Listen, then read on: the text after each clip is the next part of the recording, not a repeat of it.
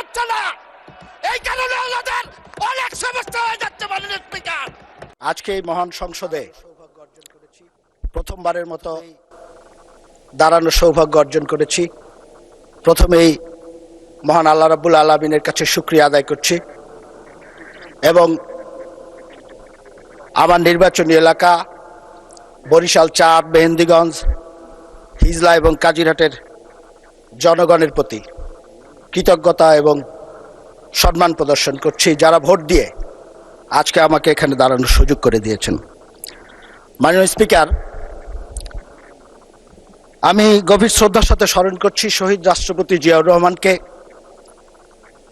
যাকে আমি কোনোদিন চোখে দেখিনি কিংবা দেখার সৌভাগ্য হয়নি, কিন্তু আমাদের আলোচনার মাধ্যমে বই পড়ে যার সম্পর্কে বিস্তারিত শুনেছি, যিনি মহান স্বাধীনতার ঘোষণা দিয়েছিলেন, রণাঙ্গনে যুদ্ধ করেছেন,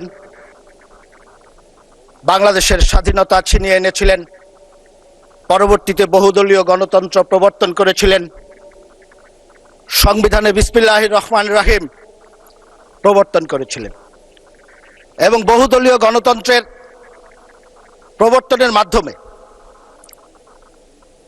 উনি শেখ মুজিব নিহত হওয়ার পরে শেখ হাসিনাকে যেমন বাংলাদেশে প্রত্যাবর্তনের সুযোগ করে দিয়েছিলেন, ঠিক একইভাবে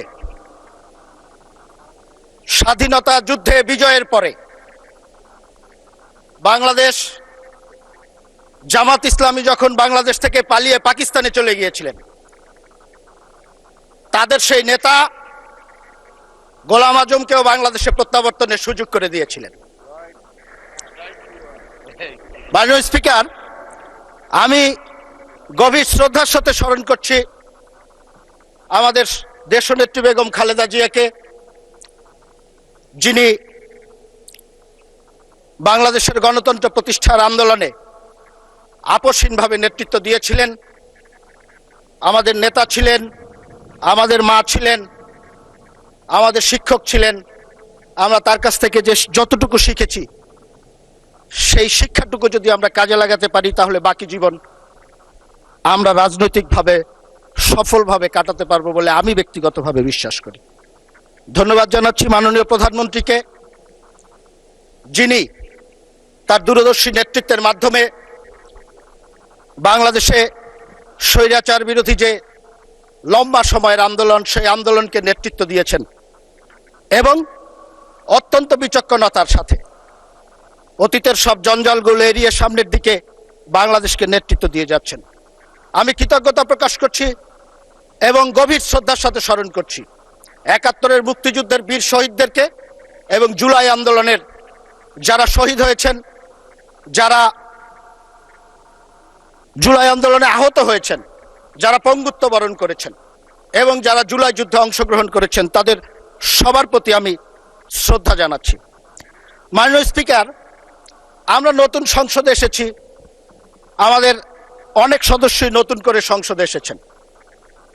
আমরা হয়তোবা দু একটি ভুল কথা বলতে পারি, আপনি ক্ষমা সুন্দর দৃষ্টিতে দেখবেন। প্রথম দিকে ঠিকই ছিল, কয়েকদিন যাবৎ খুব একটা অস্থিরতা লক্ষ্য করছি আমাদের মাননীয় বিরোধী দলের সদস্যদের মধ্যে। আমি খোঁজার চেষ্টা করেছি যে কি কারণে এই অস্থিরতা। আমি একটি জিনিস খুঁজে পেয়েছি, অস্থিরতার কারণটি হলো 111-এর যে তত্ত্বাবধায়ক সরকার ছিল, সেই সরকারটি সবাই জানেন সেনা সমর্থিত তত্ত্বাবধায়ক সরকার বলা হতো।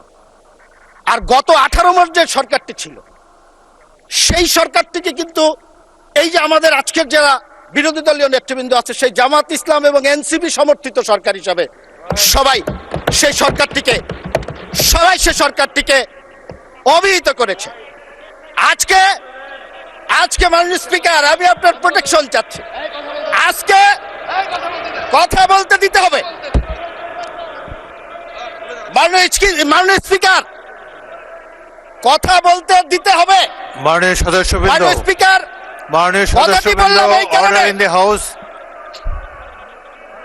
কথাটি বললাম এই কারণে গত যে 18 মাস, মাননীয় স্পিকার, গত 18 মাস যে আরামে ছিলেন, সেই আরাম এখন আর হচ্ছে না। এই কারণে আমাদের অনেক সমস্যা হয়ে যাচ্ছে মাননীয় স্পিকার। কারণ আমি প্রমাণ দিয়ে দেখাতে পারবো একজন নেতা, তার বক্তব্য আছে, সে একজনের সাথে গল্প করছে, বলছে যেইভাবে আমরা কাটিয়েছি, মঞ্চে আছে প্রধান উপদেষ্টার বাসায় ঢুকে গিয়েছি, মঞ্চে আছে তার বেডরুমে ঢুকে গিয়েছি, মঞ্চে আছে সচিবের রুমে ঢুকে গিয়েছি। এখন তো আর সেই সুবিধা পাওয়া যাচ্ছে না মাননীয় স্পিকার। সমস্যাটা মাননীয় স্পিকার এই জন্যই। আমি একটি কথা বলতে চাই আরেকটি বিষয়ে। জুলাই আন্দোলন নিয়ে কথা হয়েছে, এখানে আমি অন্তত পক্ষে 3 জন সংসদ সদস্য বক্তব্য দিয়েছেন, রেকর্ড আছে আপনার কাছে। একজন বলেছে 844 জন শহীদ হয়েছেন, একজন বলেছে 1000-এর উপরে শহীদ হয়েছেন, একজন বলেছেন 1400 শহীদ হয়েছে। মাননীয় স্পিকার, আমি যতটুকু পড়াশোনা করে দেখেছি, স্বাস্থ্য মন্ত্রণালয় বিভিন্ন হসপিটালের সূত্রে পাওয়া তথ্যের ভিত্তিতে প্রথমে বলেছিল 1400 অধিক শহীদ হয়েছে, এবং এটা জাতিসংঘের সংস্থা বলার চেষ্টা করেছেন। পরবর্তীতে মুক্তিযোদ্ধা মন্ত্রণালয় একটি গেজেট প্রকাশ করেছেন, সেই গেজেটটিতে অতীতের গেজেট বাতিল করে 844 জনের একটি চূড়ান্ত তালিকা প্রকাশ করেছে। এখন সমস্যাটার জায়গা কোন জায়গাটায়? আমি একটি কথা আপনাদেরকে বলতে চাই, একটি উদ্ধৃতি দিয়েই বলতে চাই। আমার মাননীয় বিরোধী দলের নেতা, আমি ওনাকে খুবই পছন্দ করি, খুব সুন্দর কথা বলেন, আদবের সাথে কথা বলেন, ওনার অঙ্গভঙ্গি, ভাষা ব্যবহারের যে বিষয়টি সেটি অনুকরণ করার মতো। আমার সাথে যতদিন দেখা হয়েছে লবিতে, আমি ওনাকে সালাম দিয়েছেন, আমাকে হয়তো উনি ব্যক্তিগতভাবে চেনেন না, বাট আমি ওনাকে খুবই পছন্দ করি। কিন্তু গত 14 এপ্রিল 2026 তারিখে একটি অনুষ্ঠানে উনি বলেছেন, আমি তাকে দোষারোপ করছি না, আমি যা জানার জন্য মাননীয় স্পিকার আপনার মাধ্যমে। মাননীয় সদস্য, আপনাকে আরো 2 মিনিট দেওয়া হলো, 2 মিনিটের মধ্যে সাম আপ করেন। মাননীয় স্পিকার, আর একটু বাড়িয়ে দেওয়া হোক। সময় তো দেয় আপনাদের হুইপরা, বাড়ানো কমানো সব মাননীয় তাদের স্পিকার, হাতে। উনি বলেছেন প্রোগ্রামটিতে, আমি পত্রিকার রিপোর্ট দেখে বলছি, আমি দেখাতে পারবো, 14 এপ্রিল 2026 1400 শহীদে 1200 শহীদের বাসায় যাওয়ার সৌভাগ্য আমার হয়েছে। এখন মাননীয় স্পিকার, সরকারি গেজেট 844 জনের, উনি 1400-র মধ্যে 1200-র বাসায় কিভাবে গেল, এটা তো আমি বুঝতে পারতেছি।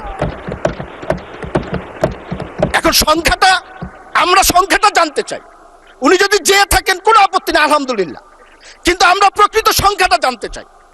আজকে জুলাই আন্দোলন হয়েছে 1 বছর 2 বছর হয় নাই, এখনই স্মৃতির বিস্মৃতিতে অনেক কিছু হারিয়ে যদি যায়, 10 বছর 20 বছর পরে এই ইতিহাস বিকৃতি কোথায় গিয়ে পৌঁছবে?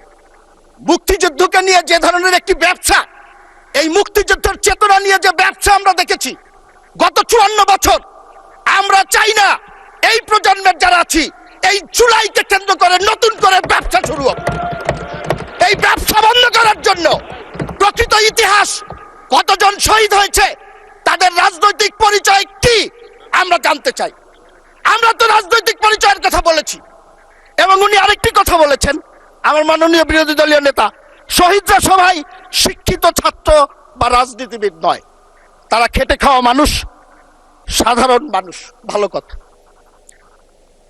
কিন্তু এই শহীদদের একটি বড় অংশ আমরা সবার অবদানকে স্বীকার করি, কিন্তু এই শহীদদের বড় অংশ তো রাজনীতিবিদদের আহ্বানে এখানে শরীক হয়েছেন। এই নেতৃত্বের অধীনে এই সংগ্রামে যারা শরীক হয়েছেন, তাদের অস্তিত্বকে যদি আপনারা অস্বীকার করেন। মাননীয় প্রতিমন্ত্রী 2 মিনিটে শেষ করেন এবার, ফাইনালি ক্লোজ। থ্যাংক ইউ মাননীয় স্পিকার। তাদের অস্তিত্বকে যদি আমরা অস্বীকার করি, তাহলে শহীদদের উপরে এবং যারা আহত হয়েছেন তাদের উপরে আমার মনে হয় একটু অবিচার হয়ে যাবে। সর্বশেষ 2 মিনিটে একটি কথা বলবো মাননীয় স্পিকার, সেটি হলো বাক স্বাধীনতা কিংবা মত প্রকাশের স্বাধীনতা সবার আছে। এটার জন্যই তো আমরা লড়াই করেছিলাম, জীবন দিয়েছিলাম। সৌভাগ্যক্রমে গত 17 বছর প্রত্যেকটি লড়াইয়ের অগ্র সৈনিক হিসাবে আমরা কিন্তু ছিলাম মাননীয় স্পিকার। আজকে বিরোধী দলের টেবিলে যারা বসে আছেন, এখানে সাধারণ সম্পাদক সাহেব নেই, অনেকের সাথেই এক বিছানায় ঘুমানোর সৌভাগ্য হয়েছে জেলখানায়। তো সেই জন্য বলতে চাই, আমরা বাক স্বাধীনতায় বিশ্বাস করি। আপনি সরকারের সমালোচনা করবেন, সরকার ভুল করলে বলবেন, সমালোচনা করবেন, কার্টুন করবেন, কিন্তু আমার নেত্রী মারা গেছেন, তাকে উদ্দেশ্য করে যদি আপনাদের কর্মীরা কোনো অশালীন বক্তব্য দেয়, আবার প্রধানমন্ত্রী আছেন, তার অবশ্যই সমালোচনা করা যাবে। সেটি নিয়মের মধ্যে করেন। ব্যক্তিগতভাবে, পারিবারিকভাবে আমাদের পরিবারের সদস্যদের বিরুদ্ধে যদি এইভাবে কুচ্চারটনা করা হয়, সেটি কিন্তু আমাদের জন্য দুঃখজনক। এবং একটি কথা বলবো, সেটি হলো যারা এই কুচ্চারটনা করেছে, আপনারা এখানে অনেক সুন্দর সুন্দর কথা বলবেন, আমরাও শুনতে চাই, আমরাও কাজ করতে চাই আপনাদের সাথে, কিন্তু যারা কুচ্চারটনা করেছেন আমরা তো দেখলাম আপনারা তাদেরকে পুরস্কৃত করেছেন। আপনারা পুরস্কৃত করেছেন যিনি কুচ্চারটনা করেছেন, অশ্লীল মন্তব্য করেছেন, তার পরিবারের সদস্যকে আপনারা সংসদ সদস্য করেছেন। কি প্রমাণ করতে চান আপনারা? কি দেখাতে চান আপনারা? আমরা এখনো বলবো, একসাথে কাজ করতে চাই, আপনাদের সাথে কাজ করতে চাই। যে স্বপ্ন নিয়ে 24 জুলাই অভ্যুত্থান হয়েছে, সেই অভ্যুত্থানের চেতনাকে বুকে ধারণ করে আপনাদের সাথে সরকারি দল এবং বিরোধী দল একসাথে কাজ করতে চাই। ধন্যবাদ মাননীয় প্রতিমন্ত্রী। তবে সবচেয়ে বড় অবদান বাংলাদেশের আপামর জনগণ রেখেছে, তরুণরা রেখেছে। নেতৃত্বর জায়গা থেকে আজকে যিনি এই সংসদে উপস্থিত আছেন, আমাদের মাননীয় প্রধানমন্ত্রী এবং সংসদ নেতা, নেতৃত্ব জায়গা থেকে সবচেয়ে বড় অবদান উনি রেখেছেন। কিন্তু আজকে এই পার্লামেন্টে, এই মহান সংসদে যারা আছেন, আমার মনে এখানে এমন কেউ নেই যে বড়ভাবে এই কৃতিত্বের অধিকারী না। আগামী দিনগুলোতে মাননীয় স্পিকার, আপনার মাধ্যমে আমি সবার প্রতি আবেদন জানাতে চাই যে জুলাই গণ অভ্যুত্থান, গণতন্ত্রকে ভালোবাসা, এই ধরনের আলোচনা যখন হয় তখন যেন সবাইকেই ক্রেডিট দিয়ে এই আলোচনাগুলো হয়। এই আলোচনাগুলো এই জায়গাটার অধিকারী বা এই ক্রেডিটের অধিকারী এককভাবে কেউ না, আমরা সকলে। দ্বিতীয়ত আলোচনা আনতে চাই জুলাই সনদ নিয়ে। যেহেতু আমাদের অনেক আলোচনা চলছে, জুলাই সনদের দুটো আঙ্গিক আছে, লিগ্যাল ম্যান্ডেট আর মোরাল ম্যান্ডেট। লিগ্যাল ম্যান্ডেট নিয়ে ট্রেজারি বেঞ্চ থেকে আমাদের পক্ষ থেকে অনেক আলোচনা এসেছে। মোরাল ম্যান্ডেটটা জনগণ নির্বাচনের মাধ্যমে পরিষ্কার করে দিয়েছে। সো নির্বাচনের মাধ্যমে যেহেতু পরিষ্কার হয়েছে, আমি আপনার মাধ্যমে আবেদন জানাবো আমাদের অপোজিশন বেঞ্চের প্রতি যে মোরাল ম্যান্ডেটটা যেখানে গেছে ওনারাও যেন সেইভাবে সেই মোরাল ম্যান্ডেটটাকে সম্মানিত করেন, এবং ট্রেজারি বেঞ্চের যে দায়িত্ব জনগণের প্রতি আছে, এই মোরাল ম্যান্ডেট যেভাবে জনগণ আমাদেরকে দিয়েছে সেইটা যেন ওনারা সঠিকভাবে সম্মান জানান। আমাদের আসলে ধন্যবাদ জানার অনেক কিছু আছে। অলমোস্ট 1.5 দশক পর আমরা এমন একটা প্রাণবন্ত পার্লামেন্টে এসেছি যেখানে সেই রোমান সেনেটের মতো, চিসেরোর সেই রেটরিকের মতো আলোচনা হয়। তরুণ, বিজ্ঞ সকল আলোচক এবং সকল জনপ্রতিনিধি বেঞ্চের ওই সাইডেও আছে, বেঞ্চের এই সাইডেও আছেন, সকলকে সাধুবাদ জানাই। আসলে এই দেশ জাতি 1.5 দশক ধরে বঞ্চিত হয়েছে এই ধরনের আলোচনা থেকে।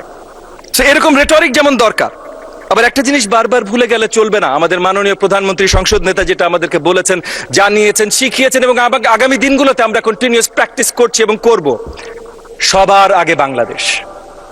সো সবার আগে বাংলাদেশ যদি হয়, আমাদের ইউনাইটেড থাকাটা গুরুত্বপূর্ণ।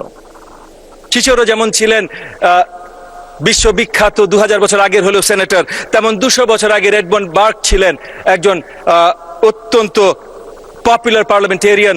ওনার একটা কথা ছিল, parliament is the deliberative assembly of one nation with one interest. মানে আমরা সবাই একত্রিত, আমরা সবাই একে অপরের বিরোধী না, একে অপরের বিরোধী না। সুন্দর বাংলাদেশ গড়তে হলে সেভাবেই গড়তে হবে, এবং সেই জায়গা থেকে আজকে আবারও কয়েকবার রিপিট করছি, কিন্তু আমাদের সংসদ নেতার নেতৃত্বে সবচেয়ে বড়ভাবে আমরা অনেক কিছু করেছি। আমি 30-40টা লিস্ট দিতে পারবো। এখানে মাননীয় ট্রেজারি বেঞ্চের আরো মেম্বাররা এরকম অনেক লিস্ট দিয়েছেন, বা অনেক জনপ্রতিনিধি মহোদয় অনেক লিস্ট দিয়েছেন। বাট বড় দাগে দুটো জিনিস নিয়ে কথা বলি মাননীয় স্পিকার। এক হলো 2 দশক পর এই নেতৃত্বে আমরা একটা পার্লামেন্ট পেয়েছি, একটা নির্বাচন পেয়েছি। এটার জন্য, এবং এই পার্লামেন্টের আসার মাধ্যমে আমরা ডেমোক্রেটিক প্র্যাকটিস শুরু করেছি, এটার জন্য আসলেই একটা ধন্যবাদ প্রয়োজন আমাদের মাননীয় সংসদ নেতা এবং আমাদের মাননীয় প্রধানমন্ত্রীকে। দ্বিতীয়ত, এবং হয়তো আরো গুরুত্বপূর্ণ, কারণ নির্বাচন মানেই শুধু ডেমোক্রেসি না, ডেমোক্রেসি মানে অ্যাকাউন্টেবিলিটি, জনগণের কাছে জবাবদিহিতা। এবং এই জনগণের কাছে জবাবদিহিতার জায়গা থেকে বাংলাদেশি সরকার ব্যবস্থায় প্রথমবার আমাদের সংসদ নেতা মাননীয় প্রধানমন্ত্রী শুরু করেছেন 180 দিনের প্ল্যান উনি জনগণের জন্য দিয়ে দিয়েছেন। তো এই সরকার 180 দিনে কি করবে, কিভাবে করবে, এটা সবার কাছে পরিষ্কার থাকে। জবাবদিহিতার এর থেকে বড় কোনো উদাহরণ অন্য কোনো দেশেও যদি বিরোধী দলীয় বেঞ্চ থেকে আমাকে জানাতে পারেন, আমি তাদেরকে স্যালুট জানাবো। তবে সবচেয়ে বড় স্যালুট জানাবো আমাদের সকলকে, কারণ আমরা ওই জায়গায় আসতে পেরেছি যে 2 দশক ধরে গণতন্ত্রের বাইরে থেকে আমরা এমন গণতন্ত্রে এসেছি যে পরিষ্কার জবাবদিহিতার অধীনে আমরা চলে এসেছি। প্রথম মুভটা যেটা আমাদের সংসদ নেতা মাননীয় প্রধানমন্ত্রী ওথ নেওয়ার পর করেছিলেন হলো ভিভিআইপি, মানে এই সংসদে যারা বসেন, ট্রেজারি বেঞ্চে যারা বসেন, তাদের অস্টেরিটি মেজার্স। জমি পাওয়া যাবে না, গাড়ি পাওয়া যাবে না, আপনি গাড়ি ইম্পোর্ট করতে পারবেন না ট্যাক্স ফ্রি। তো সেই জায়গা থেকে আমরা মাননীয় প্রধানমন্ত্রী আমাদের সংসদ নেতা নতুন দৃষ্টান্ত সৃষ্টি করছেন। 2 মাসের ভেতর আমরা যত কিছু আমাদের অর্জন আছে, আমাদের পরিবারগুলোর জন্য, দুস্থ পরিবারগুলোর জন্য নারী এম্পাওয়ারমেন্টে ফ্যামিলি কার্ড 36,000-এর বেশি ইতিমধ্যে বিতরণ হয়েছে। কৃষক কার্ড, আমি লম্বা লিস্ট করবো না, আমার সময় কম আছে, যদিও আমি আশা রাখবো মাননীয় স্পিকার আপনি আমাকে সময় একটু বৃদ্ধি করে দেবেন।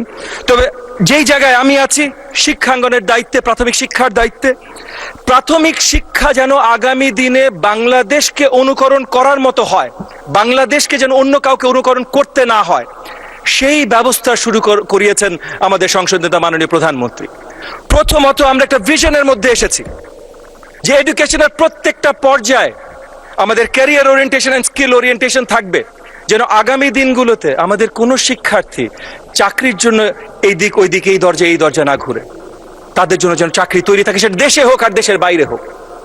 প্রাথমিক বিদ্যার জন্য লার্নিং উইথ প্লে, এটা বাস্তবায়ন করতে যাচ্ছি আমরা, যেন আমাদের বাচ্চারা, শিশুরা 4 to 10, 4 থেকে 10 বয়সী শিশুরা, তারা যেন খেলতে খেলতে, গল্প বলা, গল্প শোনার মাধ্যমে তারা শিক্ষা গ্রহণ করতে পারে, এবং তারা যেন ক্লাসরুমে আসে, এই আশাটা যেন আমরা নিশ্চিত করতে পারি এই 2 কোটি 4 to 10 শিক্ষার্থীদের। তার জন্য যত ধরনের ইনসেন্টিভাইজ করা যায়, টেক্সট বুক আমরা আগে থেকে দিচ্ছিলাম, কিন্তু এখন প্রত্যেকটা স্টুডেন্টকে, শিক্ষার্থীকে meal a day, mid day meal বলছি আমরা এটাকে, সুন্দর খাবার তাদেরকে পরিবেশন করা, তাদেরকে প্রত্যেকটা শিক্ষার্থীকে ফ্রি ইউনিফর্ম দেয়া, বছরে একবার জুতো দেয়া, ব্যাগ দেয়া, যা যা কিছু করা যেতে পারে উৎসাহিত করবার জন্য। মাননীয় প্রতিমন্ত্রী, আপনাকে আর 2 মিনিট দেওয়া হলো, 2 মিনিটে সাম আপ করুন। জি, অসংখ্য ধন্যবাদ মাননীয় স্পিকার। যা যা কিছু করা যেতে পারে পরিবারদেরকে, শিক্ষার্থীদেরকে উৎসাহিত করবার জন্য, তারা যেন স্কুলে আসে, সবকিছু এই সরকার ব্যবস্থা করার কাজ শুরু করেছে ইতিমধ্যে। একই সাথে আমাদের শিক্ষার্থীরা যেন ক্লাসরুমে থাকে, মানে ক্লাসরুম আওয়ার্সটা 900 ঘন্টা ক্লাসরুম আওয়ার্স বছরে দেবার কথা, সেটা যেইভাবে নিশ্চিত করা যেতে পারে শক্তভাবে সেগুলোর কাজ আমরা করছি। সো খেলার মাধ্যমে পড়াশোনা, কালচারাল অ্যাক্টিভিটিস যেন তাদের পড়াশোনার মাধ্যমে আসে। সো সেটা গল্প বলা বলেন, ডিবেট বলেন, স্ট্যান্ডিং বক্তৃতা বলেন, গান বলেন, নাচ বলেন, নাটক বলেন, যেই কালচারাল অ্যাক্টিভিটি আপনি নিয়ে আসবেন, 2টো ভিন্ন ধারা করে কালচারাল মিনিস্ট্রির সাথে কাজ করে আমরা অতি শীঘ্রই প্রাইমারি লেভেল পর্যন্ত ক্লাস 4-5 এর বাচ্চাদের জন্য আমরা নিয়ে আসছি মাননীয় স্পিকার। এডিশনালি আপনি শুনে খুশি হবেন, শিক্ষাঙ্গনকে আমরা খেলা কেন্দ্রিক করছি। Not just learning with play, not just শেখাটাই খেলার মাধ্যমে শিখবে, বাট অ্যাকচুয়াল ক্রীড়া যেন শিক্ষাঙ্গনে সঠিকভাবে পৌঁছে যায়। 7টা প্রপার খেলা আমরা ক্লাস 4-5 থেকে ইন্ট্রোডিউস করছি, যেটা সকলের কাছে পৌঁছে যাবে। কালচার বলেছি, টিচারদেরকে স্পেশালি ট্রেন করা, তারা যেন এই যে নতুন যে curriculum, learning with play curriculum, এটার সাথে তারা ব্যবহৃত হতে পারে, সেগুলোর বিস্তার ব্যবস্থা আমরা করা শুরু করেছি। এবং টেকনোলজি, কারণ বিশ্ব এগিয়ে গেলে আমরা পিছিয়ে থাকতে পারি না। আমাদের ম্যানিফেস্টোতে ছিল, নির্বাচনী ম্যানিফেস্টোতে ছিল one teacher one tab policy, interactive classroom, এই সবগুলো বাস্তবায়ন করার কাজ আমরা শুরু করেছি। স্কলারশিপ দিচ্ছি, লোন দিচ্ছি, অনেক কিছু দিচ্ছি। সো এই দিকে আমি একদম শেষ করছি। আমাদের অপোজিশন বেঞ্চের জন্য, তাদের প্রতি আপনার মাধ্যমে আমি আবেদন জানাচ্ছি যে ওনারা কমপ্লেন নিশ্চয়ই করবেন, কিন্তু প্রাপ্তিগুলো যেন সাধুবাদ, ধন্যবাদ জানান। আপনাকে অসংখ্য ধন্যবাদ মাননীয় স্পিকার, সকলকে অসংখ্য ধন্যবাদ।